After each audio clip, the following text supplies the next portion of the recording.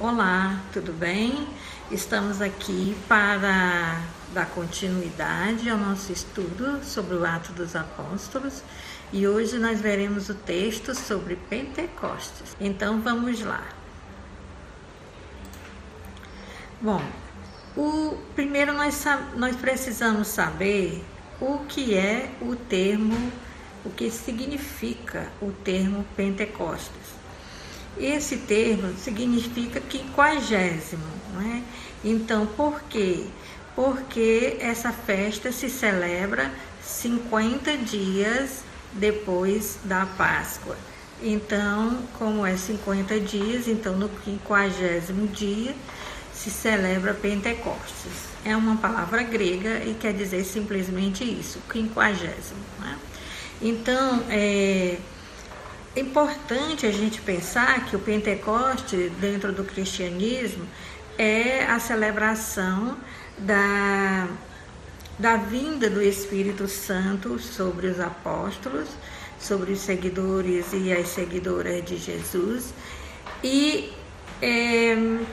faz parte da Páscoa. Ele é um complemento, um fechamento do tempo pascal, tá?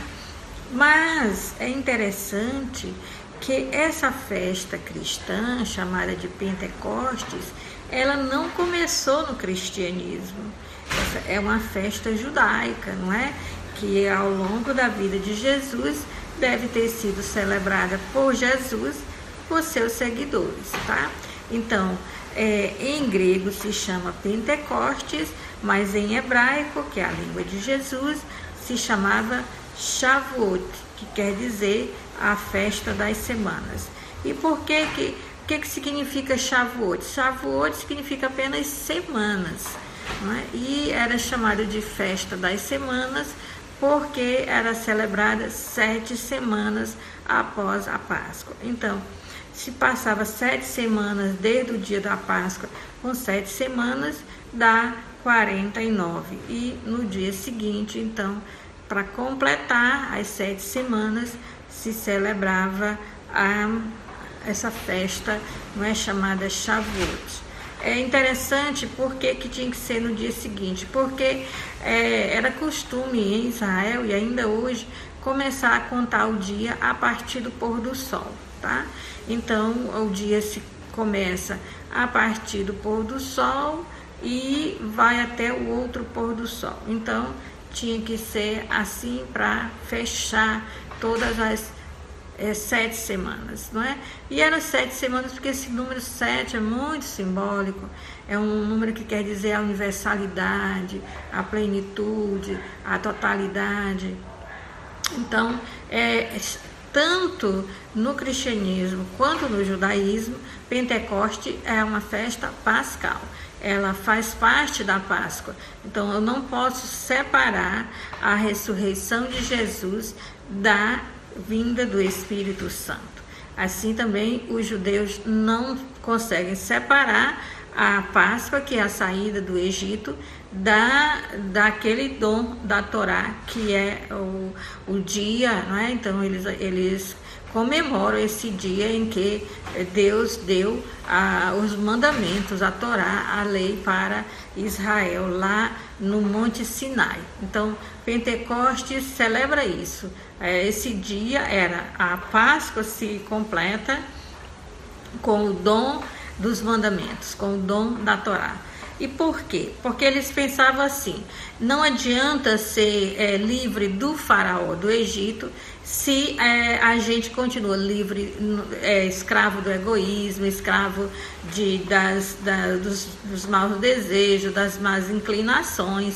Então, é preciso que tenha vindo os mandamentos de Deus, essa aliança com Deus, que Deus promete nos ajudar e a gente promete se esforçar para cumprir os mandamentos.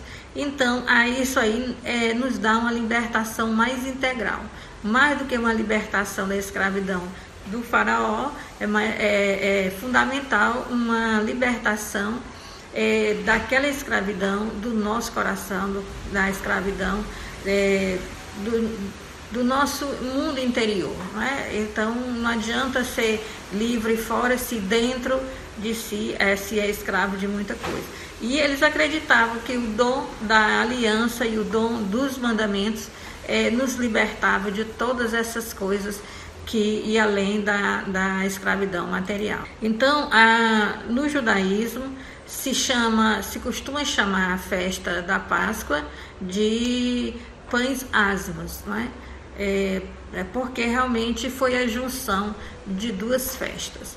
Antes existia uma festa que era uma festa pastoril, em que se fazia a tosquia do rebanho, era a época dos novos filhotes, e então se escolhia um filhote macho para agradecer a Deus pelo rebanho e oferecia esse filhote em sacrifício.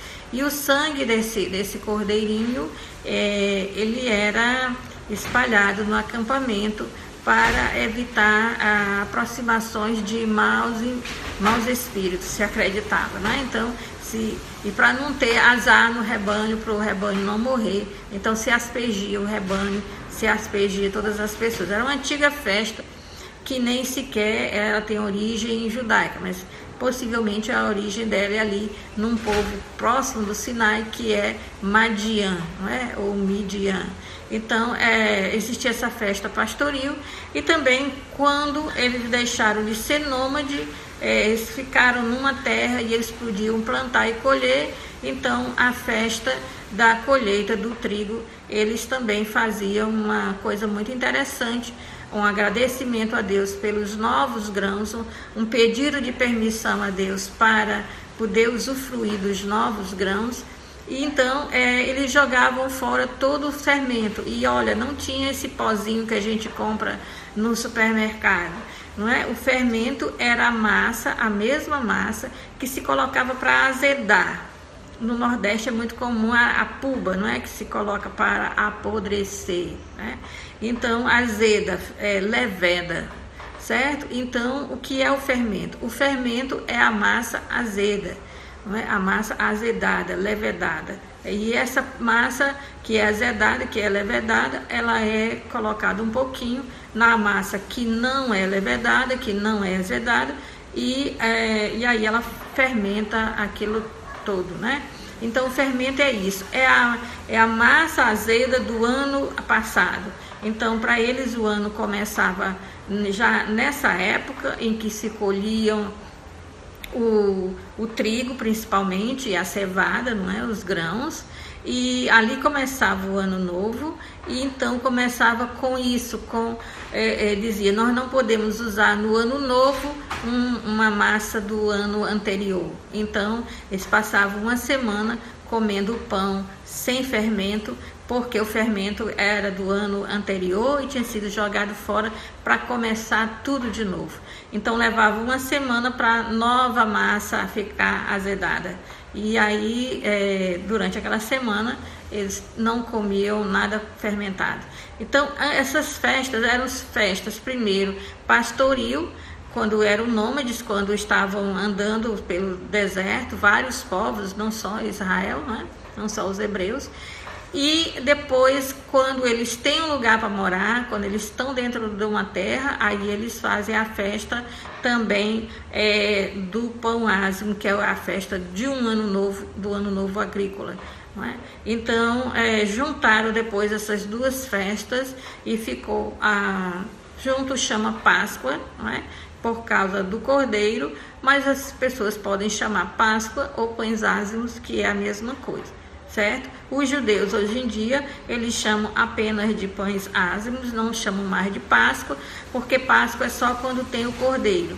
E como eles não matam mais o cordeiro, porque o cordeiro tinha que ser imolado no templo de Jerusalém há 2000 anos que o templo não existe, então eles não usam o cordeiro na refeição, eles usam só o pão ázimo. Isso tudo é muito importante por causa da nossa liturgia católica, que se usa a Eucaristia, é um pão ázimo, e é o mesmo pão ázimo que era usado na festa judaica para agradecer a Deus pela nova colheita e pela vida nova, pelo ano novo que estava surgindo, e pedir permissão a Deus para usar a nova safra, os novos grãos, não é? Então isso aí é interessante. 50 dias depois se ia fechar essa colheita, não é? Começar a colheita dos frutos. Então a colheita toda ia levar esses 50 dias. Para completar isso aí, essa colheita, então se celebrava o Pentecostes. Então todas essas festas, elas não tinham antes um cunho religioso, não é? Elas tinham o cunho religioso, era agradecer a Deus pela colheita, pelo rebanho e tal. Mas elas não tinham um cunho religioso no sentido de que elas não celebravam nenhum evento histórico, não é? Depois elas passam a celebrar o evento histórico. Então, a festa de Pentecostes era o final dessas colheitas dos grãos e era o final da contagem, era o último dia, 50 dias, era o último dia da contagem do Omer. O que é a palavra Omer? É o feixe, é o molho, não é? A gente não compra um molho de coentro, um molho de cebolinha, não é? Então, é aquele feixe, é o molho. Então, eles pegavam os grãos que não tinham sido debulhados, né? O trigo, a cevada, e faziam um feixe, um molho. E aí eles contavam, cada dia eles faziam o feixe e guardavam para levar para o templo ou para o santuário para agradecer a Deus pela colheita. Então, quando tinha 50 feixes, então já podia levar para o templo, e aí se celebrava essa festa no templo, não é? É uma festa que se oferece a Deus a colheita. Então, essa era a conotação da Páscoa, Pães Ázimos e Pentecostes, quando eram apenas festas de agradecimento, seja pela colheita, seja pelo rebanho. Mas depois essas festas passaram a ter um cunho religioso. Então, como eu falei, a festa da Páscoa, todo mundo sabe que era uma festa que os judeus celebravam, não só mais agradecer pelo rebanho, mas agora agradecer pela libertação da escravidão. Não é? Então, a escravidão do Egito, a saída do Egito, a mão de Deus que os tirou de lá, então eles agradecem todo ano essa libertação do Egito. Não é? Mas existe um faraó pior, que é o faraó que está dentro do coração, que são aquelas más inclinações, o egoísmo, né? O egocentrismo, essas inclinações para o domínio, para o poder, não é? Para a ganância, essas coisas todas escravizam o ser humano e é preciso se libertar disso.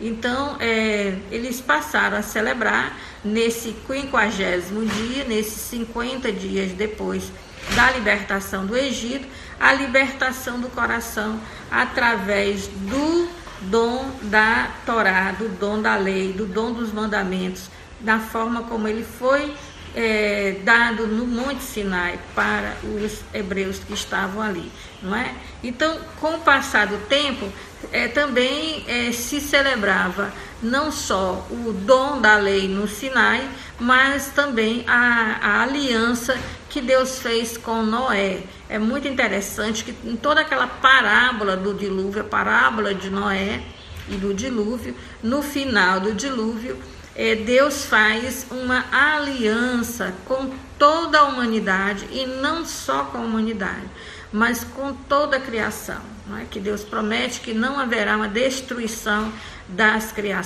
criação, que todas as pessoas, todos os seres da criação são amados por Deus. E todos os seres humanos são filhos de Deus. Então, a partir daí, com o passar do tempo, se celebrou no Pentecostes não apenas o dom dos mandamentos para os judeus, para os hebreus, mas também o dom da aliança que Deus fez com todos os povos. Então era muito importante nessa festa de Pentecostes, na época que o templo existia, os judeus eles rezavam por toda a humanidade, por todas as pessoas, né, para que Deus abençoasse todas as pessoas. Então, os estrangeiros geralmente não eram muito bem-vindos. Os judeus foram dominados durante séculos e séculos por pessoas grandes potências estrangeiras, então ele tinha um pé atrás com os estrangeiros.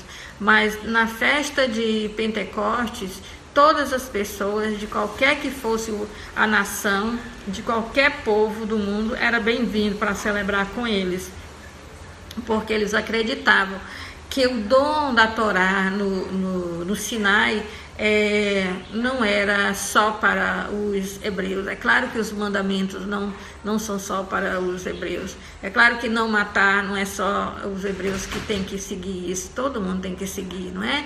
Não roubar, todo mundo tem que seguir isso. Todo mundo tem que seguir os mandamentos para que as pessoas sejam felizes. Então, essa festa tem um caráter universal, que são os judeus que celebravam, não é? Celebravam por agradecer a Deus pela libertação do coração, pelo dom dos mandamentos, mas também pedir a Deus que todas as pessoas um dia pudessem fazer essa aliança com Deus, aceitar essa aliança com Deus e também elas seguirem os mandamentos. E é interessante que também no Pentecoste cristão se passou a fazer orações pela unidade de todas as pessoas, não é? Não só dos cristãos, mas de todas as pessoas, para que o Espírito Santo que veio em Pentecostes possa nos unir a todos nós. Nós não precisamos pensar igual, nós não precisamos ter o mesmo estilo de vida e a mesma compreensão sobre Deus, mas nós precisamos ser tolerantes com as pessoas, respeitar as pessoas no modo dela crer, no modo dela entender Deus. Elas precisam vivenciar seu modo, sua religião, vivenciar sua religião sem constrangimento, sem forçar ninguém a ser da religião que eu quero, não é? Então isso aí é uma fonte de muita desavença, muita discórdia nas famílias, a pessoa querer que o outro tenha a mesma religião que eu tenho. Não, as pessoas têm que ter o direito delas compreenderem Deus e delas vivenciarem sua religião como acharem melhor. O que não podemos concordar é que as pessoas causem mal às outras, não é? Que elas façam mal às outras pessoas, que elas não pratiquem a justiça, que elas tentem contra a vida, mas não ao fato dela pensar diferente sobre Deus ou sobre Jesus, tá certo? Então, Pentecostes tem um caráter universalista, um caráter universal. Todas as pessoas de todos os povos eram bem-vindas em Israel nessa época, elas celebravam junto com os judeus, se quisessem, não é? E no caso do Pentecoste cristão, se acredita que o Espírito Santo tem que vir sobre todas as pessoas. Se as pessoas ainda não fizeram a experiência com o Espírito Santo, nós precisamos ajudá-la a fazer essa experiência com o Espírito Santo. Para isso, elas só precisarão se abrir. E às vezes, elas já têm essa experiência com o Espírito Santo e nem sabem que tem, não é? Tá certo? Então, as pessoas podem ter uma experiência com o Espírito Santo fora da minha religião, não é? Jesus diz no Evangelho de Mateus: tive fome, me deste de comer. Tive sede, me deste de beber. E as pessoas perguntam: quando? Ele diz: quando vocês fizeram isso a um desses pequeninos, não é? Então, as pessoas às vezes, elas seguem Jesus sem saber, elas fazem o que Deus gostaria sem fazer, elas são inspiradas por Deus a fazer o bem, e quem inspira a fazer o bem é o Espírito Santo, não é? Tá certo? Então, agora que a gente viu um pouco sobre o Pentecostes dentro do judaísmo, não é? Então, vamos começar a tentar entender o Pentecostes dentro do cristianismo. E é exatamente aí que vem o Atos dos Apóstolos, não é? Então, o Atos dos Apóstolos, de 5 a 11, é a narrativa sobre a vinda do Espírito Santo. E é importante a gente ler esse texto com bastante calma, porque esse texto, ele é rico em simbolismo. O que é um texto rico em simbolismo? É um texto muito profundo, né? Então, se você for ler um jornal, você pega um jornal e vai ler, ali está só a descrição do acontecimento, né? Aconteceu isso, mas isso, foi tal hora, com essa e essa pessoa, profissão tal, etc. Então, é um texto claro, sem simbolismos, só a exatidão da narrativa dos acontecimentos. Você não precisa nem pensar direito sobre o que leu, nem nada. Nos textos bíblicos não são assim. Os textos bíblicos, eles usam o símbolo porque os símbolos falam muito mais alto. Os símbolos nos levam a contemplar, nos levam a meditar, nos levam a interiorizar. Os símbolos, eles nos ajudam a nos alimentar da palavra de Deus. Se a palavra de Deus não usasse metáfora, não usasse símbolo, ela não conseguiria nos alimentar. Não é? Então é por isso que a palavra está como algo que é fundamental dentro da liturgia, porque a nossa liturgia é carregada de símbolos, não é? Nós oramos em comunidade quando nós nos remetemos aos vários símbolos, são N símbolos dentro de uma liturgia. E assim é o texto bíblico, ele tem que falar de forma profunda, ele tem que nos levar a interiorizar, a conversar com Deus, a entender o que Deus está querendo. E para isso tem que ter símbolo. Se não tiver símbolo, não acontece esse tipo de coisa, tá? Então, é interessante que o texto de Atos dos Apóstolos vai começar dizendo que naquele momento, não é? Em Pentecostes, que era a festa dos judeus, havia ali judeus de todas as nações. Então, os discípulos, seguidores e seguidoras de Jesus estão em Jerusalém, não é? Estão todos reunidos em Jerusalém. Jesus morreu em Jerusalém, a Páscoa foi celebrada em Jerusalém, não é? E aí o que aconteceu? A Páscoa é uma festa de família, então as pessoas só podem celebrar a Páscoa em família. Então, naturalmente, estaria ali em Jerusalém todas as pessoas da família dos apóstolos, não é? Então, a Páscoa não pode ser celebrada com poucas pessoas, porque tem que comer o cordeiro de um ano naquele jantar, não pode sobrar nada, não é? Então, para comer um carneiro de um ano, tem que ter muitas pessoas. E o texto de Atos dos Apóstolos, quando é um pouquinho antes de Pentecostes, quando eles falam que todo mundo estava orando, pedindo a vinda do Espírito Santo, diz que era em torno mais ou menos de 120 pessoas. Então quer dizer que são os 12 apóstolos, mais as famílias, que foram todos para celebrar a Páscoa em Jerusalém. Então, como Jesus ressuscitou e disse para eles não se afastarem de Jerusalém, eles ficaram lá com suas famílias. E todo dia eles se encontravam no mesmo lugar para rezar, para pedir a Deus, para orar, pedindo a Deus que enviasse o Espírito Santo. E é interessante que a cidade está lotada. Muita gente ficava da Páscoa até Pentecostes, porque existiam 3 festas de peregrinação a Jerusalém, né? Que é a Páscoa, o Pentecoste e a festa das tendas, não é?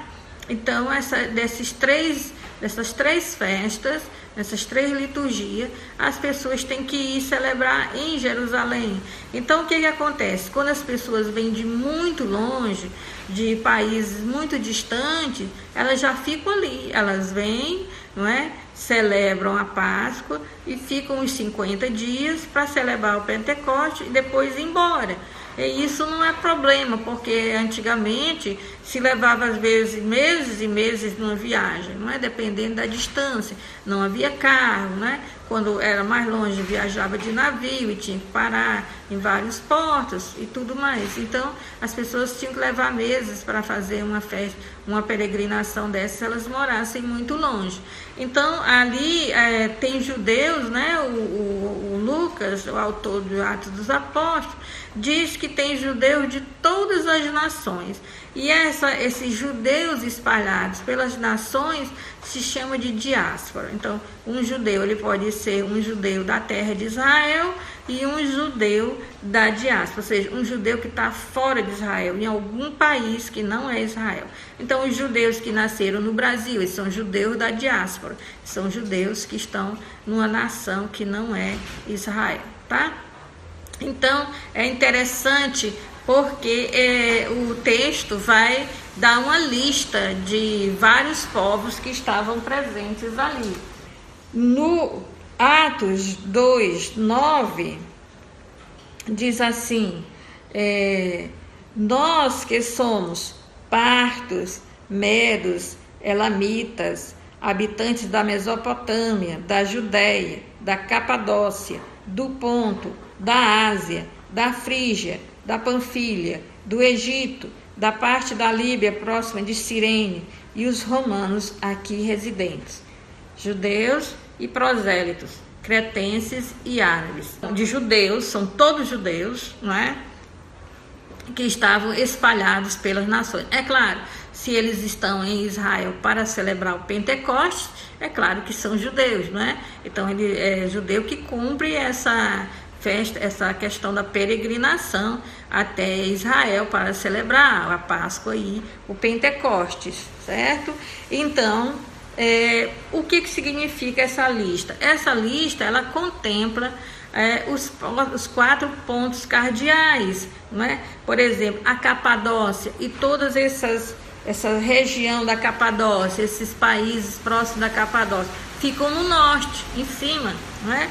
A Cirene fica no oeste, e todos esses que estão reunidos em próximas regiões próximas de Cirene estão no oeste. Os partos estão no leste, não é? O Egito e essa turma toda que é listada aí estão no sul. Então tem países dos 4 pontos cardeais, quer dizer, o mundo inteiro está representado aqui na lista desses povos. Então, são judeus da diáspora, eles são descendentes das tribos, mas eles não nasceram em Israel, eles nasceram, se criaram e vivem na diáspora, ou seja, nas nações espalhadas pelo mundo, dos 4 pontos cardeais. Além de listar aquilo que está nos 4 pontos cardeais, também temos aí os representantes das ilhas, das pessoas que moram em ilhas, povos do mar, chamado, né, pelos cretenses. Então, nós temos aí representantes dos povos que moram nos oásis do deserto, que são os árabes. Então, quer dizer que onde quer que você esteja, Deus vai se manifestar com você. Ninguém escapou. E a partir de Atos dos Apóstolos, não tem só os judeus, tem os judeus representando, por enquanto, representando os povos das nações nas quais eles nasceram e se criaram.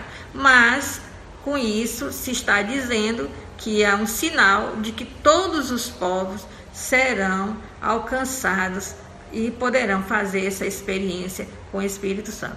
É muito interessante que os judeus chamam de diáspora, porque a palavra diáspora significa semeadura. Então, eles são sementes. Os judeus que estão nessas nações, em todas as nações da terra, eles são sementes da palavra de Deus. E lá essa semente pode dar frutos, não é? Essa semente pode frutificar no meio daquelas pessoas que não acreditam no Deus de Israel, que são daquelas nações, tá? Então as nações estão todas representadas aqui pelas sementes, que são os judeus que nasceram e se criaram lá. Então acredita-se que em breve essas sementes vão contagiar aqueles povos e aqueles povos vão poder fazer essa experiência, tá? Então também é mencionado judeus e prosélitos. Os judeus que são mencionados são judeus de nascimento, e os prosélitos são aquelas pessoas de outras nações que já se converteram ao judaísmo, tá?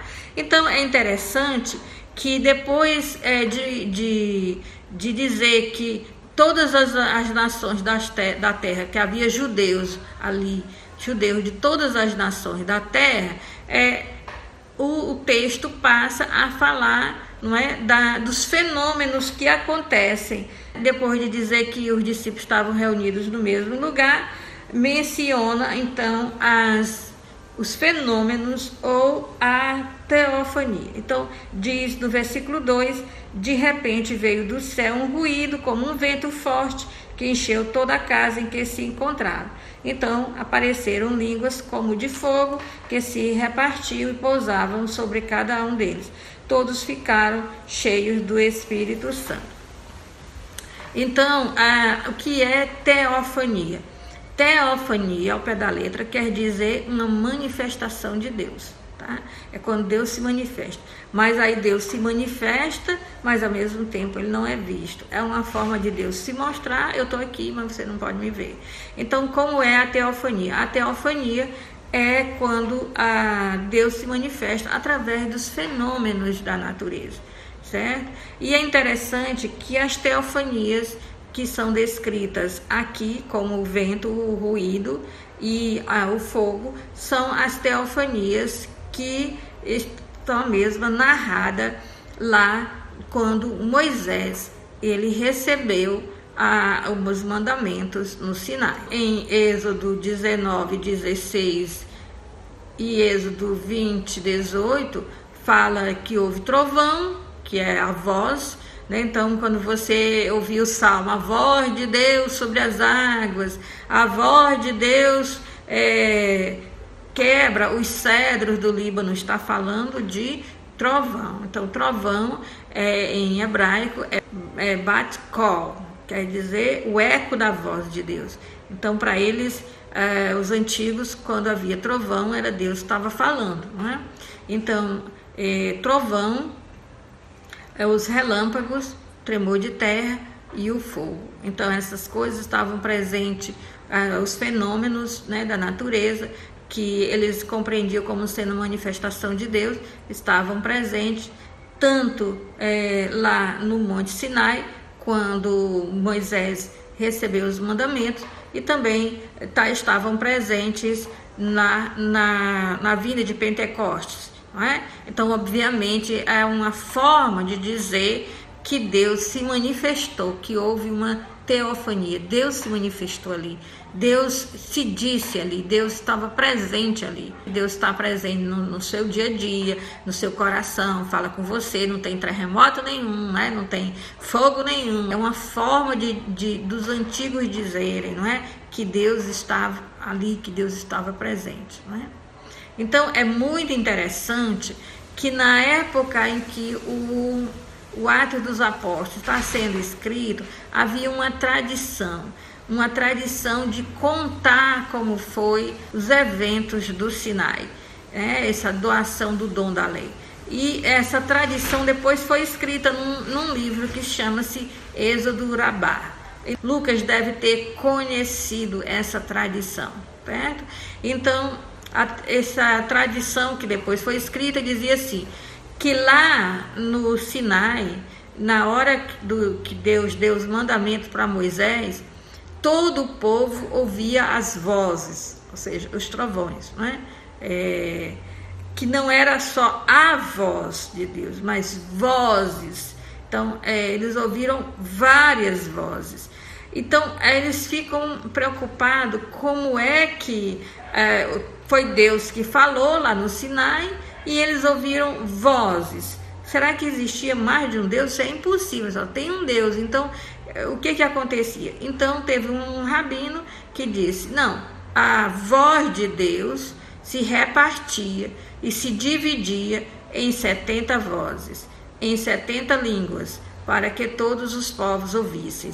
Ou seja, o que essa tradição está dizendo, não é? Essa tradição lá da época do Novo Testamento, que Lucas possivelmente conheceu, está dizendo o seguinte, é como se quando Deus falou os mandamentos, não é?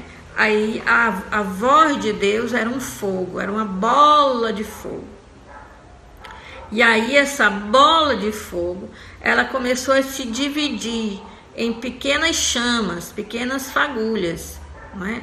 E aí a voz, que era o fogo grande, se dividiu, né? Que era o fogo grande lá no cume do Sinai, né? No vulcão. Eles falam do Sinai como se o Sinai fosse um vulcão. E aí essa bola de fogo, ela se dividiu e se repartiu em pequenas chamas que começaram a cair sobre todos os povos, não é? Então, E essa aí eram os mandamentos antes de ser escrito. Então, eles simbolizavam assim, os mandamentos antes de ser escrito, Deus falou os mandamentos. E os mandamentos eram a voz de Deus falando os mandamentos, era uma bola de fogo lá no alto da montanha, e esse fogo foi se dividindo. Então, a compreensão dos mandamentos foi caindo em cima das pessoas, do mundo inteiro, de todos os povos. Só que esses povos não puderam interiorizar esse fogo que caiu sobre eles. Por quê? Porque o primeiro mandamento diz para amar a Deus acima de todas as coisas. E essas nações, elas tinham muitos deuses. Então, elas não podiam, não davam conta de ter um só Deus. Então, por isso, aquele fogo se apagou. E somente os hebreus é que acolheram esses mandamentos, né? E aí, eles mesmos passaram a ser a luz do mundo, né? A luz de todas as nações, porque eles receberam essas chamas, né? E eles ficaram como se fosse uma velinha, uma vela acesa, né? Então, elas são velas acesas. Você vê que uma vela acesa na escuridão, ela ilumina pouco, mas quando a gente está num estádio, num evento, né, que todo mundo liga as velas, nossa, clareia tudo, né? Na noite de Páscoa, quando nós acendemos nossas velas na igreja escura, fica tudo claro, não é isso? Então, muitas velas espalhadas pelo mundo, né? Então, os judeus espalhados pelo mundo são essas velas acesas. Porque, aliás, língua de fogo, nessa expressão língua de fogo, no judaísmo quer dizer a chama da vela. A chama, ela é uma língua de fogo, não é? Certo? Então, língua de fogo não é outra coisa, é a chama de uma vela, né? Aquela ali é uma língua de fogo. Então, por que ele disse que se dividiu em 70 vozes ou em 70 línguas? Para que todas as nações, é um símbolo, 70 é o símbolo do mundo inteiro, todas as nações do mundo. Quando diz 70 nações, é as nações do mundo todo. Então, 70 línguas, quer dizer que esses mandamentos, eles caíram no coração da pessoa conforme o idioma da pessoa. Todo mundo pode compreender os mandamentos. Então, eles eram o simbolismo dessa tradição que explicava o dom dos mandamentos no Sinai. Então, vamos recordar os mandamentos. Deus falou, aquela voz de Deus tornou uma bola de fogo enorme no céu, e essa bola de fogo enorme se dividiu em 70 línguas de fogo, em 70 chamas, e caiu nas nações. Só que as nações apagaram esse fogo, porque elas não estavam dispostas a seguir um só Deus. E a nação, o povo de Israel, acolheu, não é? E começou a pôr em prática esses mandamentos, não é? E aí eles acreditavam que haveria um dia em que, ao celebrar o Pentecostes, esses estrangeiros todos iam aderir aos mandamentos, né? Esses estrangeiros todas essas nações estrangeiras, todos os idiomas iam voltar a entender os mandamentos, porque ele disse que os mandamentos não foram dados só em hebraico. Essas 70 chamas eram 70 idiomas, ou seja, essas línguas de fogo eram em todos os idiomas que existissem na face da terra, tá? Então, eles usavam muito o livro do profeta Isaías, né, que dizia que para Deus acorrerão todas as nações, isso aconteceria numa festa de Pentecostes. Bom, então, essa tradição que se tornou o Êxodo Rabá, ele dizia o seguinte: ver como a voz chegava aos israelitas. Quer dizer, quando as chamas de fogo chegavam aos israelitas, cada um recebia os mandamentos conforme a sua força. E bote força entre aspas, porque força quer dizer a sua capacidade, né? Então tem uma palavra hebraica para dizer isso, meod. Meod quer dizer aquilo que é próprio da pessoa. Muitas vezes meod é a propriedade. Eu tenho uma casa, eu chamo de meod, né? Eu tenho dinheiro, eu chamo de meod. Eu tenho um temperamento explosivo, isso é meod. Então, meod é tudo que é próprio de mim. Então, cada um recebia conforme as suas próprias capacidades, né? E às vezes se traduz meod por força, né?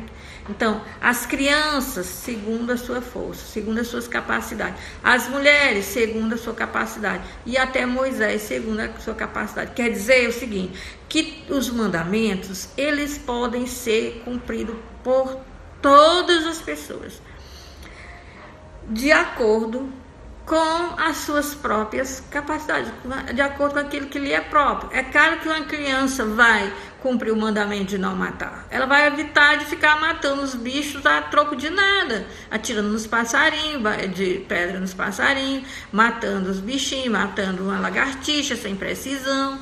Vai evitar de fazer mal ao coleguinha, ao amiguinho. Então, todas as pessoas têm que cumprir os mandamentos. As crianças cumprem de acordo com o que lhe é próprio, a idade, a sua compreensão própria, da sua própria idade. As pessoas mais simples com sua própria, e a pessoa que tem mais compreensão, um líder religioso, uma pessoa que tem mais abertura para Deus, uma pessoa mais mística, mais santa, também tem uma capacidade melhor para cumprir os mandamentos. Você vê como que Francisco cumpria o mandamento em relação à natureza, não é? São Francisco cumpria melhor do que todos nós, não é? Então ele tinha uma intimidade maior com Deus e tinha uma compreensão maior dos mandamentos. E é interessante que no livro do Atos dos Apóstolos diz que quando as línguas de fogo caíam sobre as pessoas, ele diz no versículo 4, todos ficaram cheios do Espírito Santo e começaram a falar em outras línguas, conforme o Espírito lhe concedia. Então, é a mesma forma de dizer a expressão que está lá nessa tradição do Êxodo Urabá. Só que o Êxodo Urabá foi escrito em hebraico, né, diz conforme a sua força, e o Atos dos Apóstolos foi escrito em grego, diz conforme era possível o Espírito, não é? Então, é claro que o Espírito Santo não foi dizer assim, eu vou em maior quantidade para esse, menor para aquele, não é assim. O Espírito Santo nos é dado por inteiro. Só que eu tenho os meus condicionamentos, eu tenho a minha força, quer dizer, eu tenho meu ódio, eu tenho aquilo que me é próprio, que pode expandir o Espírito Santo em mim e pode também reprimir o Espírito Santo em mim. O Pentecoste, para o Atos dos Apóstolos, é a realização da promessa feita por Jesus, que ele iria enviar o Espírito Santo, batizar com o Espírito Santo. E é muito interessante essa expressão, batizar com o Espírito Santo. Por quê? Na Bíblia, o batismo quer dizer mergulho, não é? Mergulho, é mergulhar. Batizar quer dizer mergulhar. Batismo quer dizer mergulho. Então, o mergulho no Espírito Santo, que a gente fala com o Espírito Santo, é o nome que se dá ao sacramento do batismo. Então, por quê? Porque havia muita gente batizando. Os discípulos de João Batista, mesmo depois da morte de João Batista, continuaram, né, sendo discípulos de João Batista. E aí, esses discípulos de João Batista batizavam. Havia várias religiões gregas que batizavam. Existiam vários grupos judaicos que batizavam. E para não haver confusão, já que tinha tanto tipo de batismo, se dizia que o batismo na comunidade cristã era um batismo diferente, era um batismo com o Espírito ou no Espírito Santo, não é? Então, esse batismo no Espírito Santo, nós somos mergulhados na vida de Jesus, no mistério de Jesus, nós nos tornamos um membro do corpo do Cristo, não é? Então, quem faz isso conosco é o Espírito Santo. Então, existe mergulho qualquer e existe mergulho no Espírito. Então, era o nome do sacramento do batismo, era batismo com o Espírito Santo. Por que que hoje em dia não se chama o sacramento de batismo como Espírito Santo? Porque quem batiza são os cristãos e já batizam com o Espírito Santo, né? Tá certo? Então, é uma promessa de Jesus e também é uma promessa que João Batista, lá no Evangelho de João, promete, olha, eu batizo com água, né? Eu mergulho as pessoas na água, mas vem aquele ali que ele vai mergulhar as pessoas no Espírito Santo, tá? Então, vamos ver aqui o significado mais profundo de Pentecostes, né? Do acontecimento que é a vinda do Espírito Santo. Primeiro, é uma continuidade. Lá no judaísmo se comemora a entrega dos mandamentos. Os mandamentos dizem o que Deus espera de nós, tá? E no Pentecostes cristão, nós recebemos o Espírito Santo, que segundo Paulo é o Espírito Santo que nos dá força para fazer a vontade de Deus, que nos liberta o nosso interior para fazer a vontade de Deus, não é?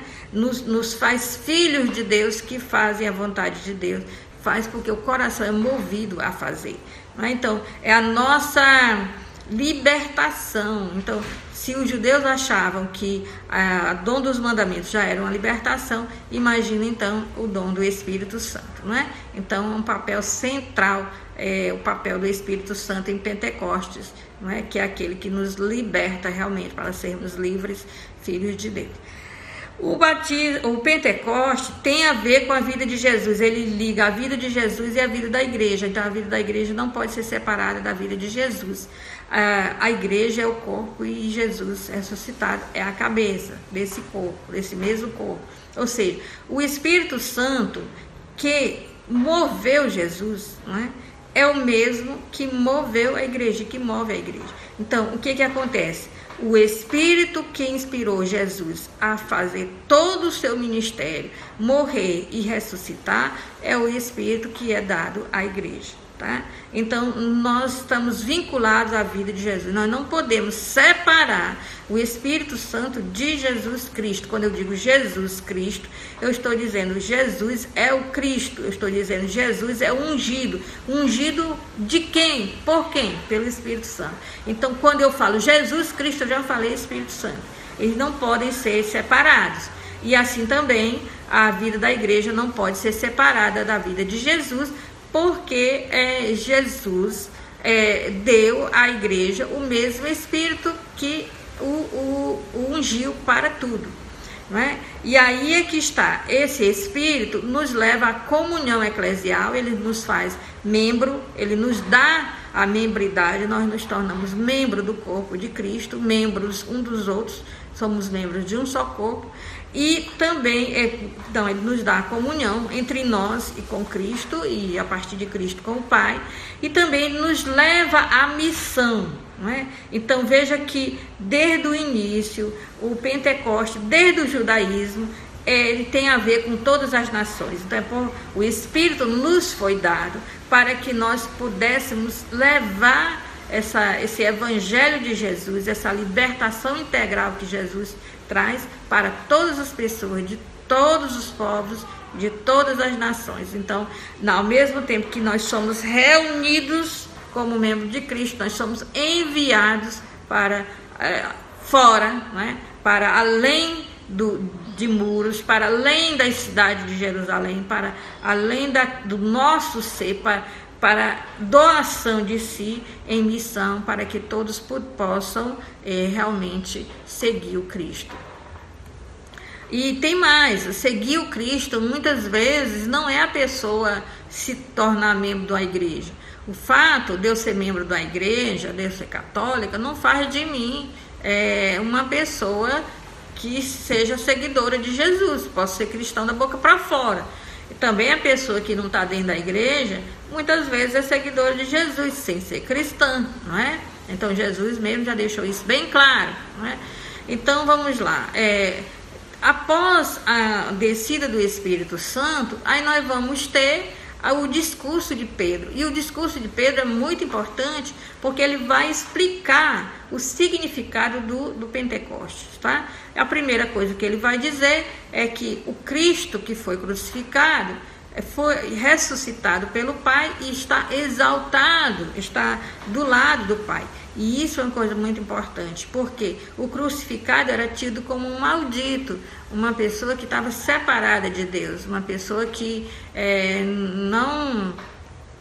não tinha Deus no seu coração, né? Então, o que acontece? Aqui está dizendo que aquele que foi crucificado, que todo mundo pensa que é um maldito, esse é o querido de Deus. Deus o ressuscitou, Deus o exaltou, né? E aí Pedro vai citar uma profecia que está lá no profeta Joel, no capítulo 2, versículos 28 a 32, e ele vai misturar com o Salmo 16 para poder explicar o Pentecostes. E ele vai dizer que esse primeiro Pentecoste cristão, que virão muitos Pentecostes, só no Atos dos Apóstolos tem 3 Pentecostes, esse aí é o primeiro, é o padrão, é o mais importante, né? Mas aí, na igreja sempre haverá Pentecoste, deve haver, queira Deus que sempre aconteça Pentecoste, e na vida das pessoas também deve ter várias vezes Pentecostes, que é essa intensidade do Espírito ungindo as pessoas, não é? Então, ali para Pedro é o início de uma nova era. Quer dizer, o mundo acabou. O mundo acabou no dia que o Espírito Santo veio sobre todos os seguidores e seguidoras de Jesus. O mundo acabou, começou um novo mundo. Todo um modo de ser, né, desapareceu. Certo? Então, as pessoas que recebem o Espírito Santo, elas têm um modo de ser totalmente diferente daquilo que ela era antes. Se não for assim, não recebeu o Espírito Santo. Olha, eles estão trancados, com medo das autoridades, não é? Apavorados. Tá? Aí eles recebem o Espírito Santo, aí eles vão lá fora, o Espírito Santo dá coragem, o Espírito Santo dá alegria, né? O Espírito Santo dá misericórdia. A pessoa diz que tem uma unção do Espírito Santo, fica toda hora acusando os outros, querendo ser mais do que os outros, ela não tem muito Espírito Santo não, tá? Porque o Espírito Santo é misericordioso. Então, o que Pedro fez? Chamou a atenção, olha, essa cidade é responsável pela crucifixão de Jesus. Né? Todo mundo gritou, crucificai-o, crucificai-o. Mas saibam que esse aí, que vocês foram responsáveis por crucificar, está oferecendo perdão, né? Ele é misericordioso. Essa promessa é para todo mundo. Nós recebemos, vocês também podem receber, não é? Então agora começa um novo modo de ser. Então, digamos assim, antes de existir energia elétrica, a gente tinha um modo de ser, né? Chegou a energia, mudou aquele mundo, aquele modo de ser foi embora, né? Aquela forma de viver, aquele mundo na qual se vivia, sem a presença forte do Espírito Santo sobre todas as pessoas, acabou. Começou um novo mundo, uma era messiânica. E é por isso que para Pedro isso é o cumprimento da profecia de Joel. Porque na profecia de Joel diz que no fim dos tempos Deus vai derramar o seu Espírito Santo sobre todas as pessoas. Não é só, fulano ali tem o Espírito Santo, ele é profeta. Fulano lá tem o Espírito Santo, ele é profeta. Não, todas as pessoas vão receber o Espírito Santo. Não é? O Espírito Santo será dado para todos, como Deus quis desde o início. Não é? Então, é por isso que Pedro vai dizer, nos últimos dias, né, eu derramarei meu Espírito Santo sobre todas as pessoas. Pedro diz, isso está escrito lá em Joel e eu estou dizendo, isso aconteceu. Então, com a recepção do Espírito Santo, os seguidores e seguidoras de Jesus estão agora aptos, capazes de fazer missão, de anunciar o Evangelho. Não é? E é exatamente isso que acontece, começam a falar em outras línguas, que no grego é o dialectos, quer dizer que é dialectos, é o idioma da pessoa, né? Não tinha pessoas de todas as nações, estavam aqui, os partos, medos, elamitas, tal. Então, eles dizem assim, que inclusive são as pessoas que escutam, não é? Os seguidores e seguidoras de Jesus falarem, são essas pessoas que ficam admirados, vocês estão falando em outras línguas, né? Então, no versículo 5, né, diz assim, estavam em Jerusalém judeus devotos de todas as nações que havia debaixo do céu. Quando ouviram a voz, quando ouviram o ruído, os trovões, tá? Reuniu-se uma multidão e todos ficaram confusos, pois cada um ouvia os discípulos falar em sua própria língua. Então, digamos, Pedro falou lá em aramaico. O judeu que vivia na Capadócia não sabia o aramaico, o judeu que vivia fora de Israel não sabia o hebraico. nós ouvimos no nosso idioma. Como assim? Não é? Certo? Então, aí no versículo 5 é bem claro: cada um ouvia os discípulos falar em seu próprio idioma. E ficaram cheios de espantos e diziam: esses homens que estão falando não são todos galileus? Não é? Como é que nós escutamos em nossa própria língua de origem, da terra onde eu nasci e me criei, não é? Como é que nós estamos ouvindo, compreendendo no nosso próprio idioma? E no versículo 11, não é? Mais para o final do versículo 11, vai dizer: todos nós os escutamos anunciando as maravilhas de Deus em nossa própria língua. Então, quer dizer o seguinte, que o Espírito Santo, ele é que nos capacita para a missão, porque ele nos capacita para falar a língua do outro. E falar a língua do outro não é falar em outros idiomas. Falar a língua do outro é falar de forma compreensível, que caia no coração, não é? O idioma quer dizer aquilo que me é próprio, não é? Uma palavra em latim quer dizer aquilo que é próprio. Tanto que a palavra idiota quer dizer aquele que só presta atenção a si mesmo, não é? Aquilo que presta atenção só ao que lhe é próprio. Então, a missão é isso. Os discípulos, eles conseguem falar a língua do outro, eles conseguem se fazer compreender, né? E as pessoas podem compreender o Evangelho, porque o Espírito Santo que está trabalhando em quem está falando, também está trabalhando em quem está escutando. E aí a pessoa que está escutando vai abrindo o coração, e aí o Espírito vem com mais intensidade, com mais profundidade, e ali acontece um Pentecostes. Então, muitas vezes se confundiu esse texto de Atos dos Apóstolos com a oração em línguas, né? Nós não devemos fazer esse tipo de confusão, porque o texto em grego diz que os discípulos falavam os dialectos, né? A palavra para oração em língua é glossolalia, não é? E Paulo fala dessa palavra. E a oração em línguas é algo que se faz para Deus. A gente não ora para outra pessoa, não é? Quando eu oro, eu falo com Deus. E aí a oração em línguas é exatamente uma oração, é um falar com Deus. E as pessoas não compreendem a oração em línguas. Agora, aqui no Atos dos Apóstolos, o que acontece é que todo mundo compreende, se admira por compreender. Como é que ele está falando um idioma que eu não entendo e eu estou entendendo, não é? Como se ele estivesse falando o meu próprio idioma. Então, não se trata da glossolalia, a oração em línguas, não está nesse texto. O que se fala é dialectos, que é a palavra que está nesse texto, né? Então, os discípulos falam outras línguas. Não tem dizendo que os discípulos oram em línguas, tem dizendo que eles falam em outras línguas. Nós não estamos aqui, não é? Preste atenção, nós não estamos aqui dizendo que criticando oração em língua, qualquer uma dessas coisas. Não é isso que nós estamos falando. Nós estamos falando que a palavra, a expressão oração em línguas não está no Pentecoste, porque o principal do Pentecoste é não só dar comunhão, mas também capacitar para a missão, tá certo? Então, tudo de bom para vocês, e a gente se vê em outra oportunidade, continuando com Atos dos Apóstolos.